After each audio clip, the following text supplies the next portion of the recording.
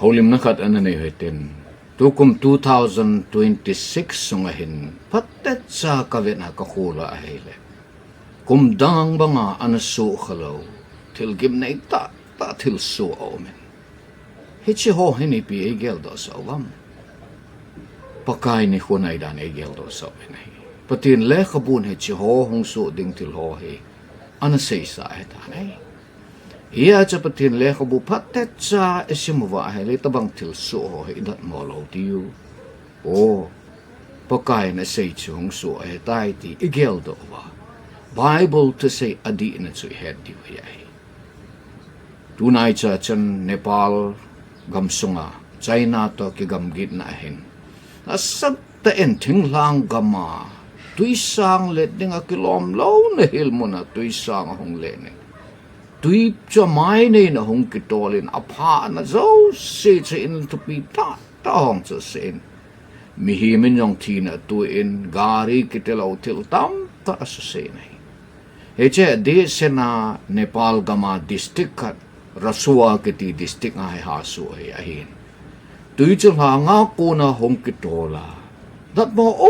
ta cho thing lang kam he ra he ta bang a flood tuy tam ta hong kitol ding so hoya hong kun ham ti agel te hi hin le chi hong kun na ka hen se ding hi he chi hi lang sang ta ho ai bu bang umzi hi bu bang chu song pilin ta bang a umzi ngai ale na len te he bu bang lang chu a hele mi hon again cha dan wa he again mo dan wa he chi bu bang lang len ta ho chu ai ti ti ha climate he asat che si a chu hung la he ta ne ki tu cha zo ta lo wa hung la a he le gum tong lai ho a chu ta khat puna hung ding a he chu tu ya hung lu ngai ta he chi chun a pha tha zo se cha pha ma sa pha no ka chu asu se de ta ne bu bang lang hang sang ta gam dap gama chu climate condition asan che ta si a chu he chi bu bang lang chu hung la hin tui hung ki so a he chi a chu badong nai pen ho chu na sa ta hung lunga he chi chun anoi lang si chu flood tui sang alet sa ri a chu mi he chan ke ya chu thina tu lo hi ai tu ne chana mi athi a chu zathum le som ge a he ta akimu beijing na lai na hi Sule ake hol mo a he tu nisan kaya he mi zal sangles zatuma he tan he mi sangles zatuma ke hol mo missing he ai he chi la a chu India mi zani le som git le git pa mai ting la foreign gama ku na hung ho jang aji chu agi naw mon ta he chi hotel jang chu tuin na chup he ta ichi a mi thi mong izat he dam ti hi a zat chat koi man a sei the lo he ta nei til aki hol mo jong si zat ham ti koi man a sei chet the lo ta hi aji chu mi thi jong ki mu be jenga missing jong ke so pi jong ke cha te jong apang ti chu hung ki hol do singa he ji a chu tu ni chana ai adi chet chu ki mu te lo en he jong le mi tam ta thi a til le in tam ta su si he ya hi a chu tu ni kho a he pathin gam nai dan hi til so he na pun do he ta ni a zo ting le tukum 2026 se a til so na sata ta ho pathin gam nai tinga til so ding ho su ho chu kain se ding ene chuma sanga chun pathin le khabuting anasim da hotin amasapen ta sim no mu cha hele matisut ki pa na thupa bungsom ni le bungli changsagi na a hen sim diu he ai matisut ki pa na thupa bungsom ni le bungli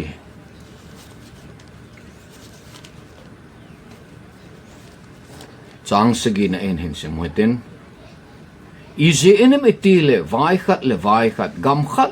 khat hung kidovin tin muncho ma kil han tin ling ki hot ding a hi ti chu gam khat kido thu chu min video chu min haulim na ne hitin pakai gam hung nai tinga gal tam ta hung su do ding tu chaina tu na ka sei nom chu disaster leisit til se ma ko na til kidam hung su ding leisit jong aning ki hal ding English chen leisit jong alung hang tai kitilewa hi thu su ho chun se hi ai chi si a che ling hong ki hot ding ki ti hi ipakai ama ta in jong Matthew som ni leli bung som ni leli chang sagi na hai ama hong ki na ding anai ting le ling hong ki hot ding ai ti chu ana sei do hai ta nei ting la abana isim ki no mu chi pya ma ti a he le ling ki ho se hello kil sa se hello flat tui sang let ho jong hi hong ding he ti hi patin le khabut ana se ya hin luksut ki pana to pa bung som ni le khat chang som ni le nga na hin an sim kin he te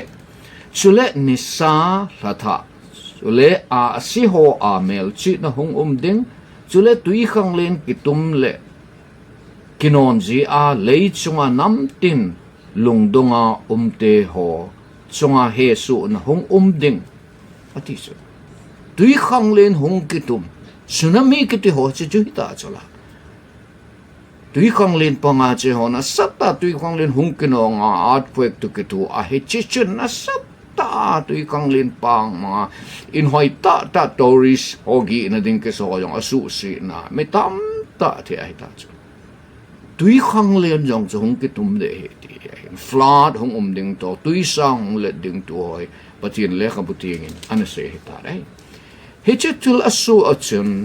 ate sana ne pala tel ke dang ta til asu a ranga bu bang lang lin ta hong chim la a na sata noi lang si tui sang a hong le na ka gel do chu he he patin le ka butinga hi chia sam number som li le gu chang khat na kuna sang tum na a hi chia has labol pa hen an se hetan hi patin che e ho dia ki sel na le ta hat na hin gente he su pe ta e pan pi hi je chun le sit pumpi ki hel hil ding hi zong le e ho ki chat lu hil di wa hi tui khang len lai lunga mol sang zo si jong hi ki thenga ki tol lu so ding hi hen tui khang le na tui pi zo si ging lulin hong pul do jing jong le mo le lang zo si ki hot nim su hil jong le ikichat lo di wa hi ti chu ngai tu ta bang o he chi mol sang ta a chu bu bang uma hi chu bu bang in atom hi chu he chi bu bang lang ho hong la chu mol hong la ta bang hi ta chu la tui hong ki su ki na he chi bu bang chu anoi la ma ho si chu atol mang hi ta chu si a chu pati le khabun e hi lo chi pa ma ti o pathin tu he akim na lom me til hong so tinga ilung don lon di yung ay CP o yan patin chu i ho tinga kisel na hi ti chu leisit pumpi ki khel hilding hi zong le leisit mai ho hong ki khel ding chu be ta ngom flat na ayang chu amasang building hoi ta na restaurant hotel to pi chu but ti chu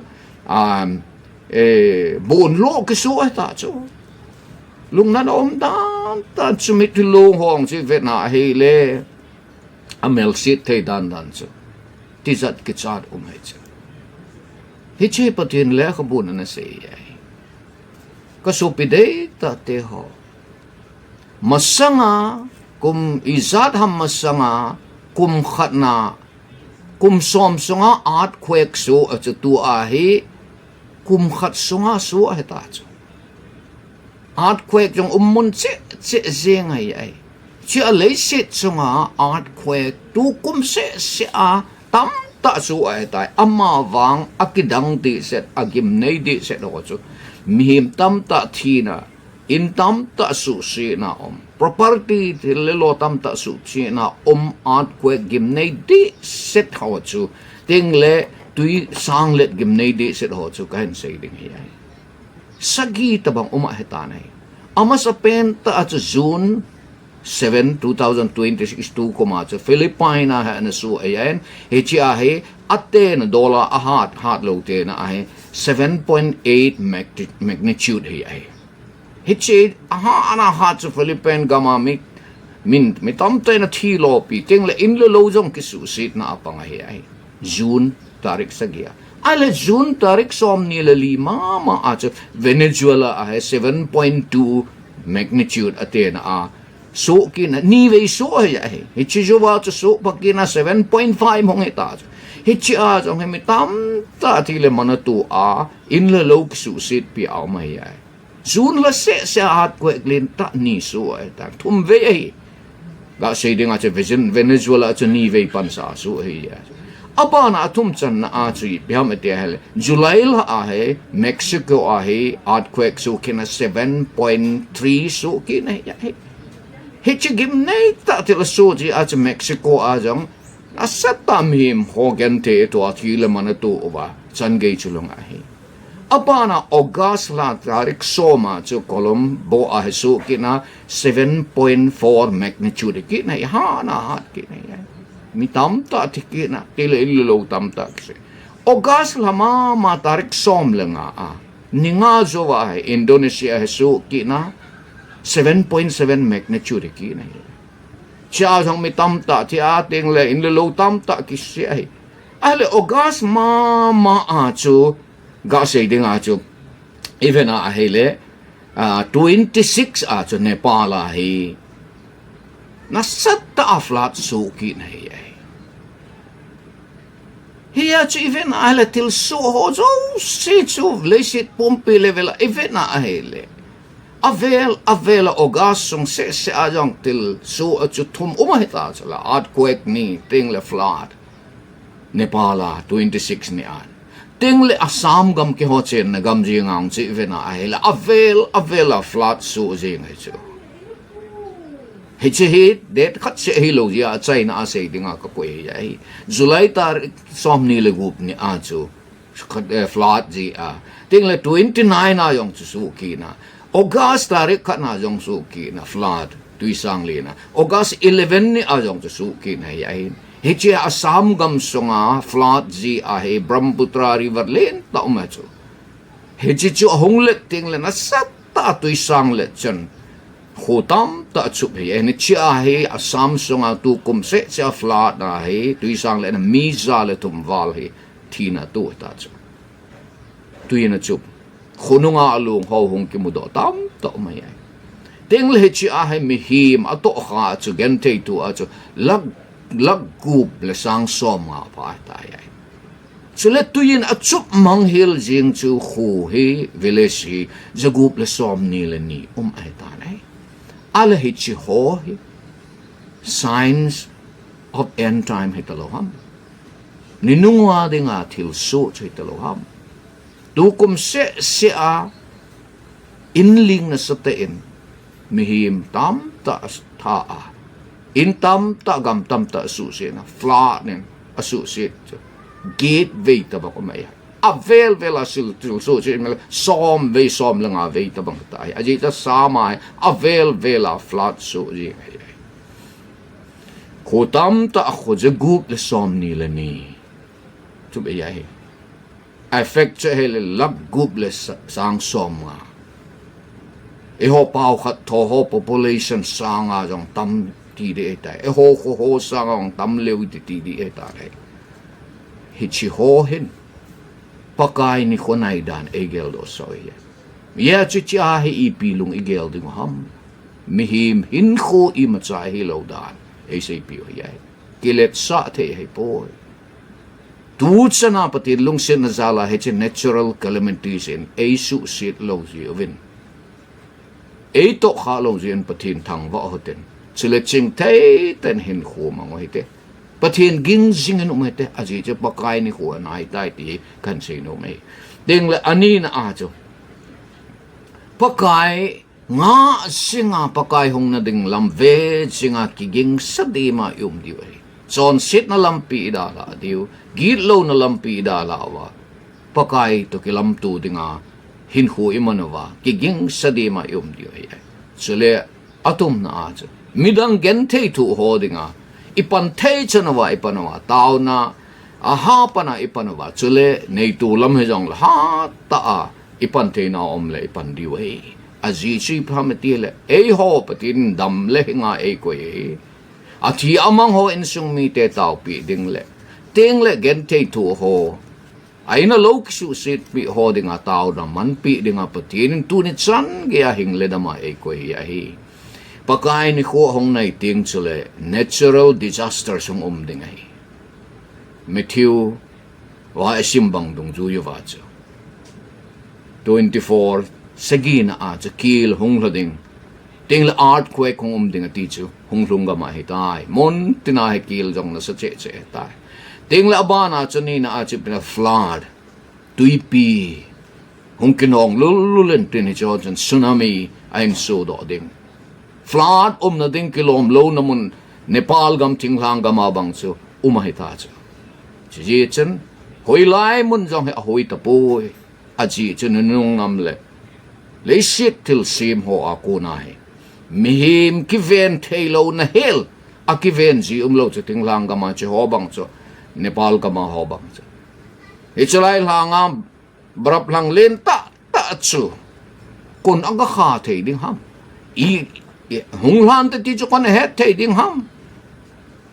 til kidang mi him het na tu tang thailo mi tim hon a sei na chu earthquake jong he ahung dan ja chom he ti chu flood jong he ta chala goha chu je amun nim la ya ho chu tui ki khol de na flood chu ki he chu ama wang ting la nga first flood ke ti chu ki ha het be se lo chu go zu lo he la flood ta chala a je chu ahung sat pa na chu lang chunga barap lang ho chu hung jun la hung pul la heta chu lang cha tu tang te lo heta che che lang ho song le ta sang a jong lin jo chu cho cha ta khat puna hong ha chi over hele va dong cha dim se ding hi chi chun na sata a noi lama hoding a cha flood su da a mi tam ten thi le man tu e tai chi ya cha tu ni a he lim ge cha hin khu e man wa chule hitabang gente tu holding a chu tao na iman pi di wa hi ka so pi de ta te ho mo en mo lung mon ta po te a he lo wa a he le John sit lam pi a ki bol bol ta po te pakai hong na ding anai tai ama lam tu ding en ki ko sa di min umoy te ti a chai na pe na kan se ya hin tu ni a ho lim now le sit til so ho hin pakai hong na ding anai dan e het so ve ti a ho lim na eneu anangai ho jo si nom na mun chi wa pakai patinin patte na bu tau han